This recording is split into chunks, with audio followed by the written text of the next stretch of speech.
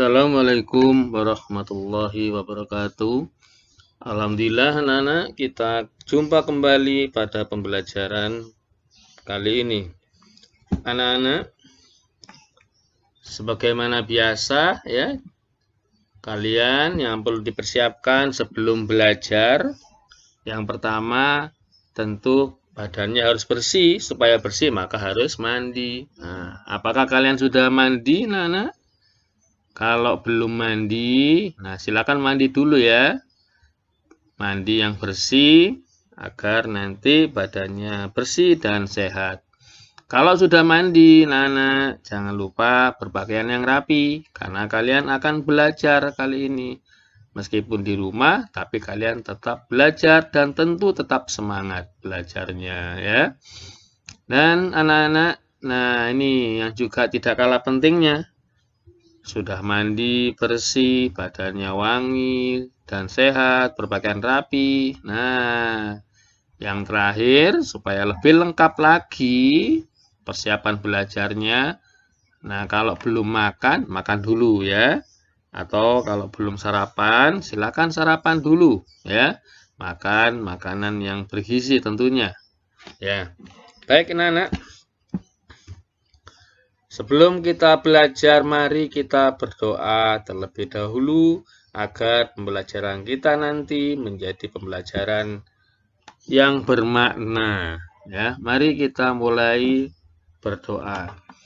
Bismillahirrahmanirrahim. Raditu billahi robba wa bil islami dina wa bi muhammadin nabiyya wa rasulah. Rabbi zidni ilma warzuqni fahma. Alhamdulillah kita sudah berdoa, mudah-mudahan dengan berdoa tadi sebagai awal pembelajaran semakin menambah semangat kalian dalam belajar dan semakin lancar pembelajaran kalian pada pagi hari ini. Mari anak-anak kita mulai pembelajarannya. Pembelajaran kali ini adalah pembelajaran tema 3, subtema 1, masuk ke pembelajaran kedua. Nah, anak-anak kalian perhatikan di sini ada beberapa gambar yang memiliki bahan dasar ya yang terbuat dari kayu ya. Jadi ini adalah benda-benda yang terbuat dari kayu atau bahan dasar pembuatannya adalah kayu. Kalian perhatikan ini ada gambar almari ya. Almari kecil, gambar kursi, ini meja, ini juga kursi yang agak tinggi. Terus ini rak ya, ini bisa digunakan untuk rak buku. Ini adalah pensil warna. Nah, semua benda-benda ini anak terbuat dari kayu.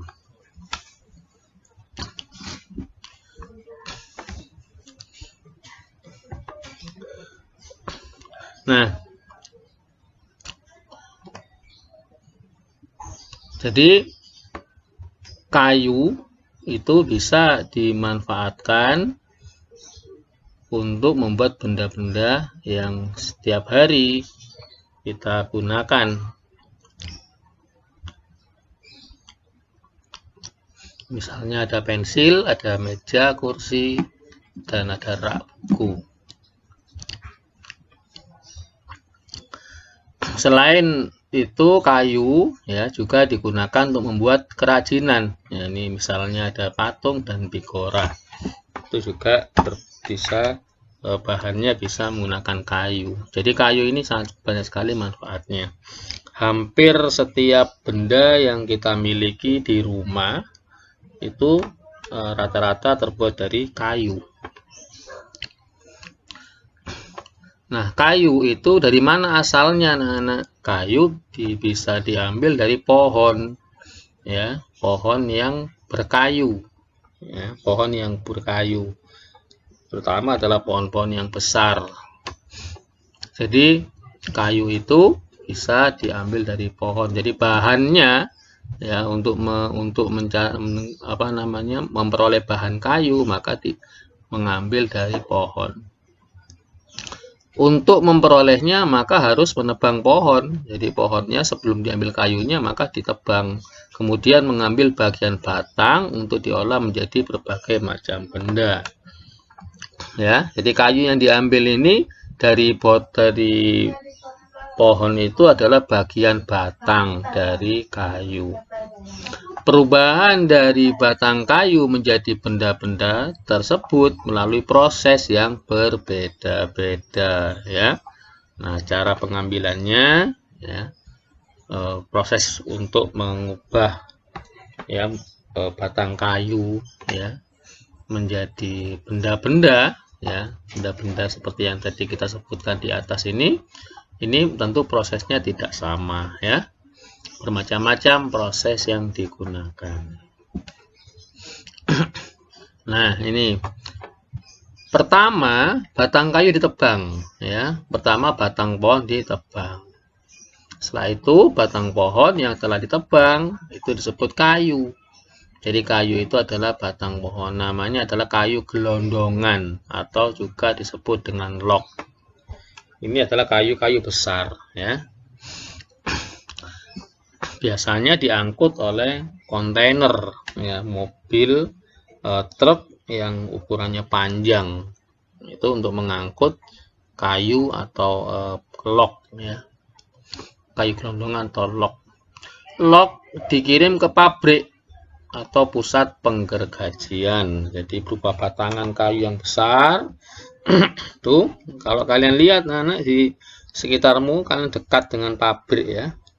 Di jalan besar ya, di daerah Bambe, Karangpilang, itu biasanya wilayah-wilayah yang sering digunakan dilewati oleh kontainer-kontainer yang mengangkut kayu besar itu ya, ukuran sangat besar sekali.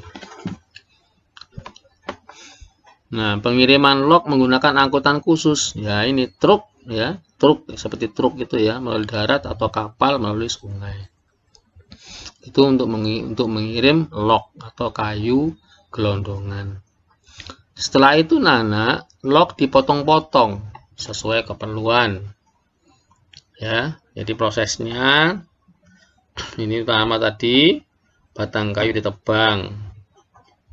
Nah, batang kayu itu yang disebut dengan gelondongan atau log itu dikirim ke pabrik pusat penggergajian menggunakan angkutan khusus seperti truk atau kapal. Truk untuk darat, kapal kalau melalui jalur sungai.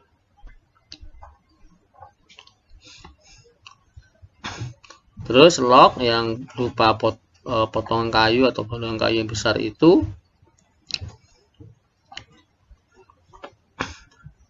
dipotong sesuai keperluan. Selanjutnya agar tidak menjamur ya, tidak berjamur kayu tersebut dan juga tidak dimakan serangga, maka kayu itu dikeringkan dengan cara dijemur ya. Dijemur ini bisa sampai 2 hingga 4 minggu ya. Dijemur itu bisa 2 minggu atau bahkan sampai 4 minggu ya. 4 minggu berarti bisa sampai 1 bulan. Setelah dijemur ya, maka kayu itu kering sehingga kayunya tidak berjamur atau mungkin dimakan serangga, maka kayu ini siap diolah untuk sesuai keperluannya. Jadi setelah kayu itu diambil dari pohon ya, itu tidak langsung diolah, tapi harus dipotong dulu, dijemur ya supaya kering. Baru setelah kering maka itu kayu baru siap diolah menjadi bahan dasar ya. Nah, kayu ini mengapa anak jadi bahan dasar? Karena kayu ini punya banyak keunggulan. Keunggulannya diantaranya mudah dibentuk ya.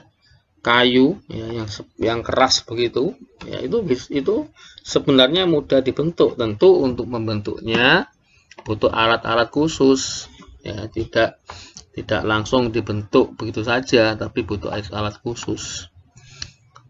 Beberapa benda yang terbuat dari kayu, ya, beberapa benda yang terbuat dari kayu jati dapat bertahan sampai puluhan bahkan ratusan tahun. Ya, ini yang kayu jati, ya. Jadi kayu jati itu kayu yang memang kuat, mahal kayu jati itu. Kayunya mahal, memang kayunya paling kuat.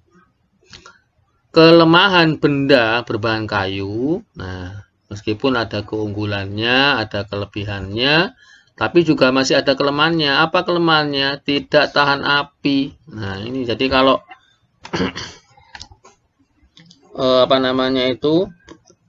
menggunakan bahan-bahan kayu tentu harus dijauhkan dari api, ya.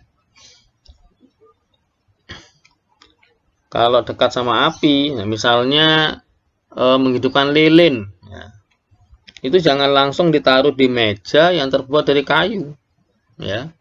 Atau lilin tersebut didekatkan dengan benda-benda yang mudah terbakar, ya. Misalnya lilinnya diletakkan di sebelah meja misalnya, maka itu sangat berbahaya karena lilin yang sudah menyala itu bisa membakar meja atau almari misalnya.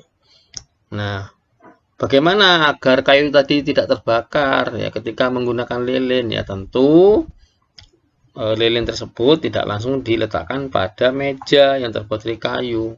Harus menggunakan alas dulu atau menggunakan tempat atau wadah tertentu, ya, misalnya gelas kecil begitu. Jadi lilinnya diletakkan di gelas yang kecil. Nah, baru bisa diletakkan di meja. Jadi kayu ini anak punya kelemahan tidak tahan api, sehingga kayu itu mudah terbakar. Namun ada beberapa jenis kayu yang mudah diserang rayap atau serangga lainnya, ya. Jadi selain api, ya, itu juga ada kayu yang mudah dimakan rayap, ya,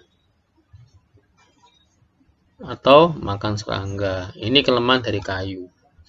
Nah, biasanya supaya kayu itu tidak dimakan rayap misalnya atau serangga lain, maka kayu tersebut dilapisi dengan cat, ya, dilapisi cat. Itu akan menghindari, ya, agar kayu tersebut akan dimakan serangga. Itu cara-cara melindungi, ya, kayu agar tidak mudah cepat rusak. Ya, anak-anak. Nah, sekarang ini ada beberapa pertanyaan, ya. Berapa lama waktu yang dibutuhkan mengeringkan kayu? Terus, apa keunggulan benda yang terbuat dari kayu? Apa kelemahan benda terbuat dari kayu? Berikan contoh benda yang terbuat dari kayu. Ya, itu beberapa soal latihan yang nanti dikerjakan.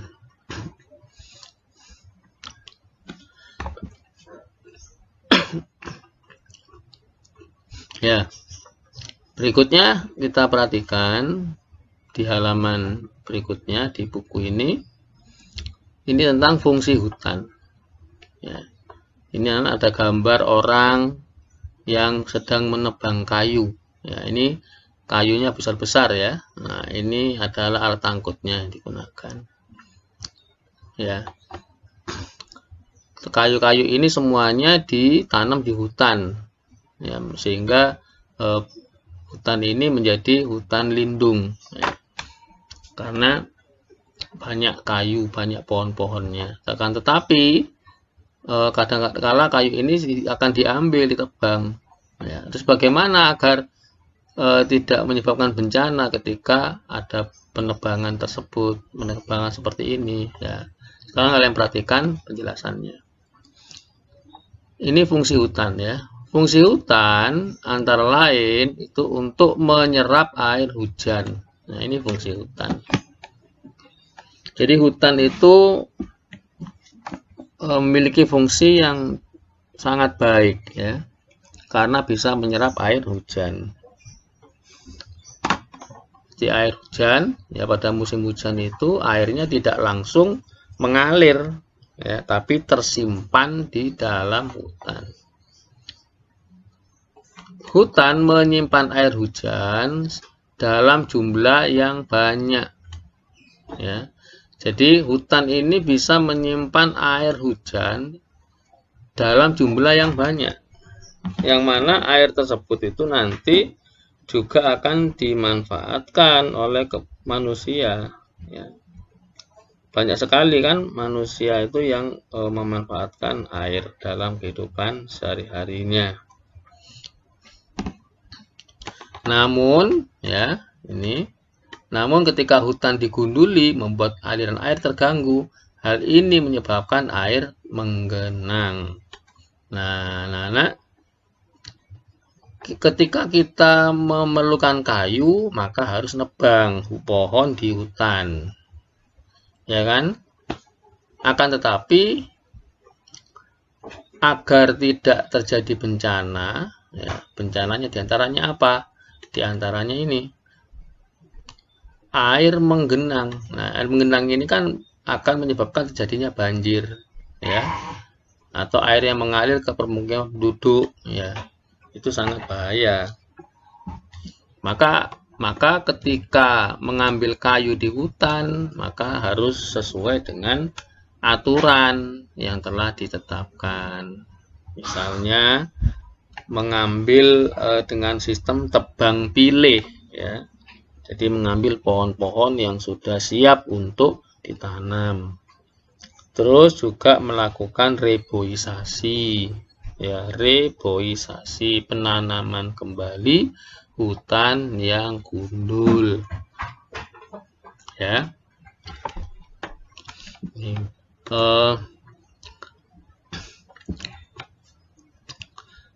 Jadi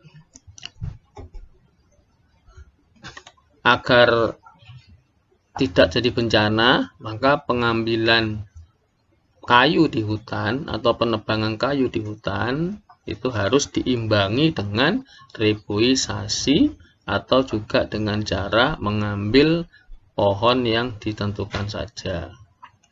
Kalau tidak begitu, ini sangat bahaya. Kenapa? Karena ketika hutan itu gundul, membuat aliran air terganggu, sehingga menyebabkan air mengenang, akhirnya terjadi banjir yang mengalir ke pemukiman penduduk. Nah, ini bahayanya ketika hutan itu gundul, ya. Maka menebang hutan itu harus seperlunya, tidak menebang hutan seenaknya, tapi harus juga bertanggung jawab.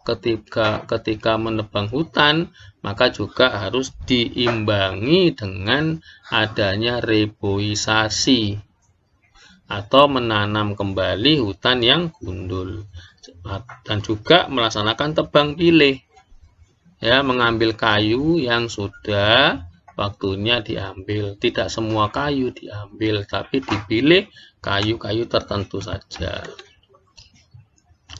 Kebutuhan benda dari kayu yang terus meningkat mengakibatkan kebutuhan akan bahan kayu terus meningkat, ya.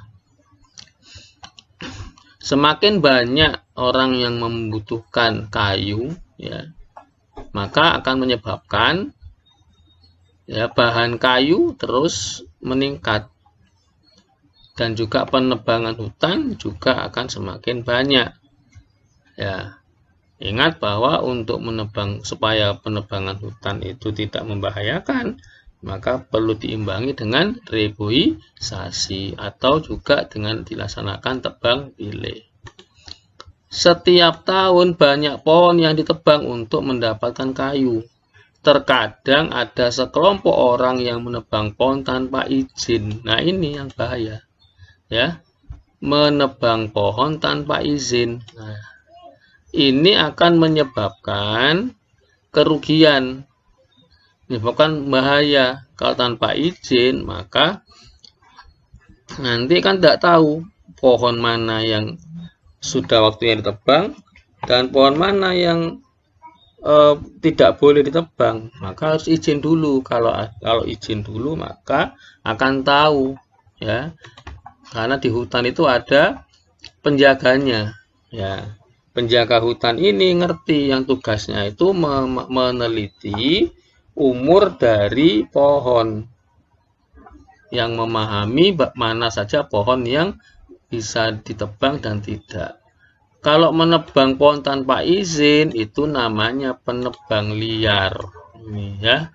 Karena tanpa izin maka disebut penebang liar. Kenapa? Karena tidak ada izin. Ya. Maka ini tidak boleh. Itu akan merusak. Ya. Nah, semakin lama jumlah pohon di hutan semakin berkurang.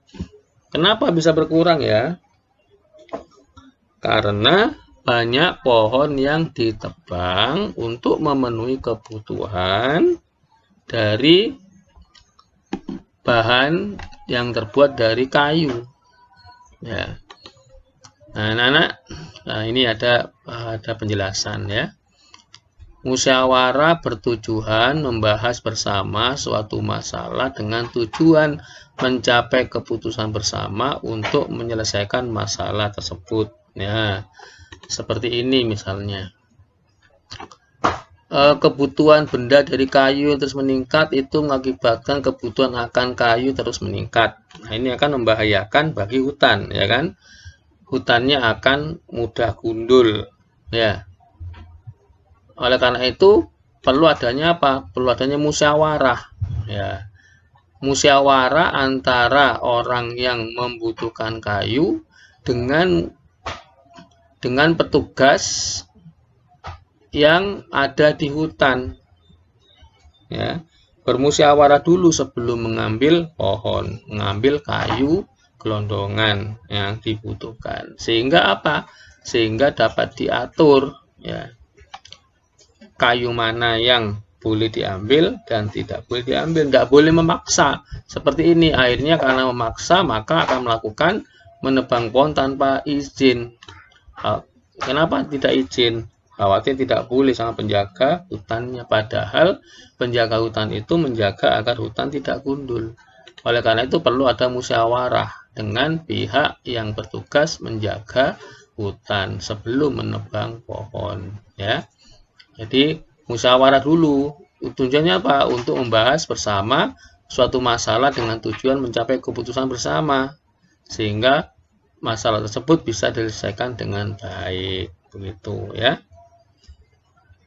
Ya, anak-anak ingin perhatikan, bermusyawarah bersama kelompok untuk menjawab pertanyaan berikut. Ini pertanyaan pertama, di desa Siti banyak penebang liar, bagaimana mengatasinya?